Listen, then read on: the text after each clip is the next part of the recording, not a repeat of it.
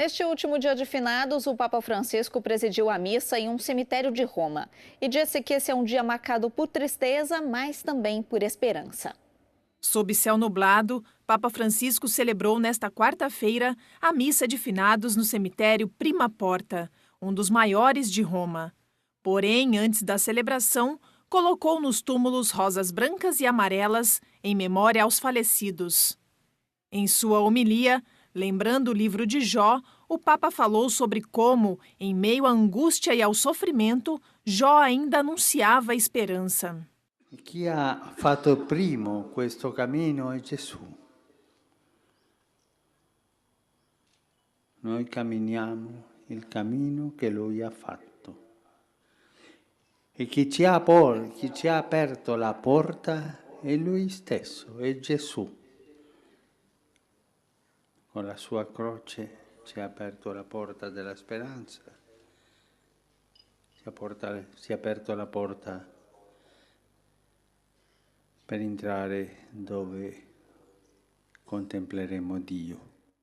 Papa Francisco acrescentou que este caminho refere-se também aos cristãos do futuro e que, apesar da morte e da dor do sofrimento que cada um experimenta em certos momentos, este caminho é sinal de esperança para continuar seguindo em frente. O Papa terminou a homilia falando novamente que, seguido do Dia de Todos os Santos, celebrado no dia 1º de novembro, finados é um dia de recordação. La memoria del passato, dei nostri che si sono andati, e la memoria del futuro, il cammino che noi andremo. Con la certezza, ma la sicurezza, quella certezza uscita dalle labbra di Gesù. Io lo risusciterò nell'ultimo giorno.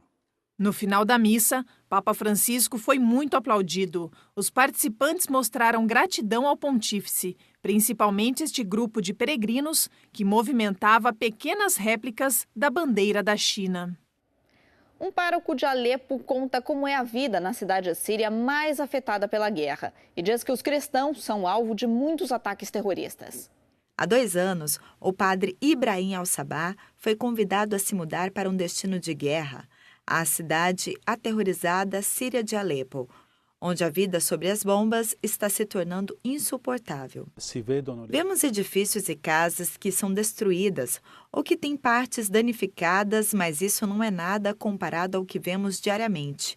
Pessoas que são destruídas por dentro por causa desta guerra.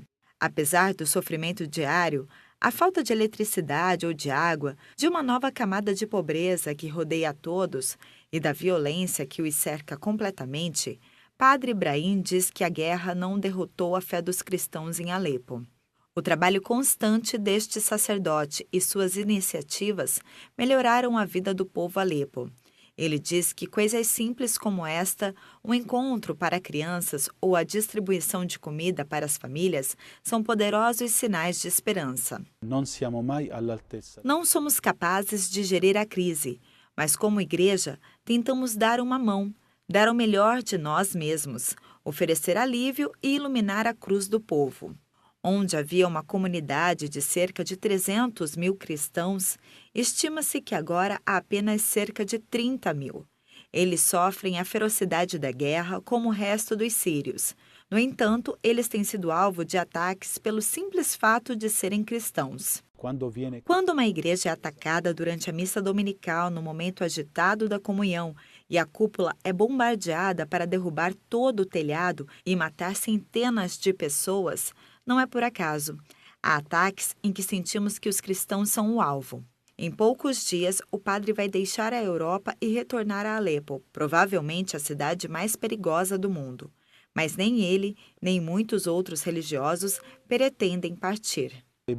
É maravilhoso saber que 99% dos sacerdotes católicos e de ritos orientais permaneceram com seu povo, com seu rebanho e não os abandonaram, e eles poderiam ter deixado facilmente.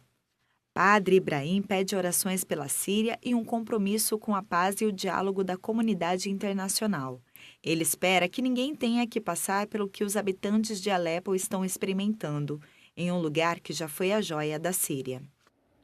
Um padre missionário fala sobre a situação da Igreja Católica na China e a relação do país com o Vaticano.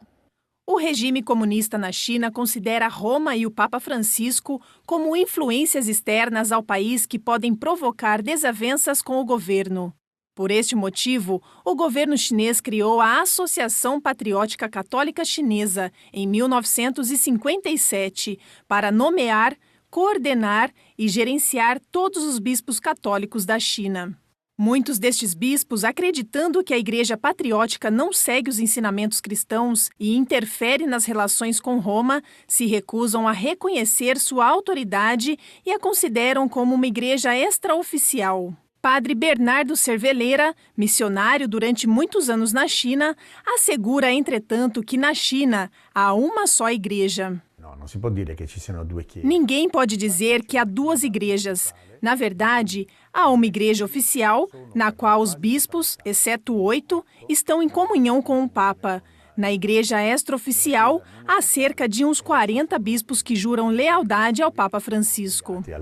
O desafio dos diplomáticos do Vaticano é convencer o governo chinês para suavizar esse plano antivaticanista da Associação Católica Patriótica, para que a Igreja leal a Roma seja capaz de agir livremente. Mas, se o governo assim fizer, deve pedir algo em troca. Provavelmente pedirão que o Vaticano reconheça os 8 bispos que foram excomungados e que são membros ativos da Igreja Patriótica. Padre Bernardo acredita que este seja o principal obstáculo no caminho para uma nova relação entre a China e o Vaticano. Não penso que a Igreja aceite reconhecer os bispos excomungados de uma só vez, porque entre eles há bispos que têm uma mulher e filhos. Há bispos que se recusam pedir reconciliação. Terá que ser um processo, um por um, para ver se é possível conseguir recuperar a boa relação. E eu acho que será difícil. Se é possível riaccoglierli nella comunione. Quindi io trovo che la cosa sarà difficile.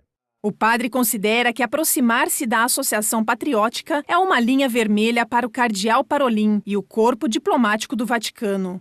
Ele acredita que um possível acordo pode melhorar a liberdade religiosa da igreja clandestina, acabando com a perseguição sofrida no país.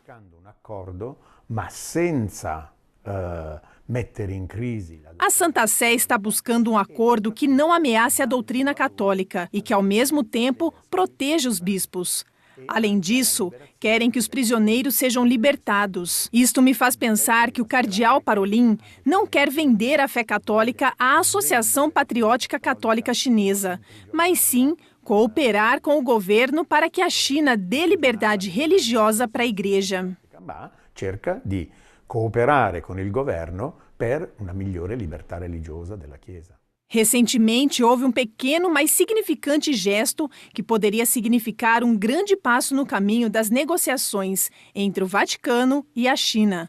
Papa Francisco falou sobre esse assunto na viagem de volta do Azerbaijão. Por exemplo, houve uma conferência de 2 dias na Academia de Ciências sobre o Laudato Si. Havia uma delegação chinesa lá e o presidente chinês me enviou um presente. A relação é boa. O presente que o Papa Francisco se referia é uma réplica de estela nestoriana, um símbolo do cristianismo na China. Na cultura chinesa, um presente é uma mensagem e, neste caso, isso parece muito claro. Daqui a pouco você vai ver a homenagem dos húngaros ao Papa Francisco pelo Ano da Misericórdia.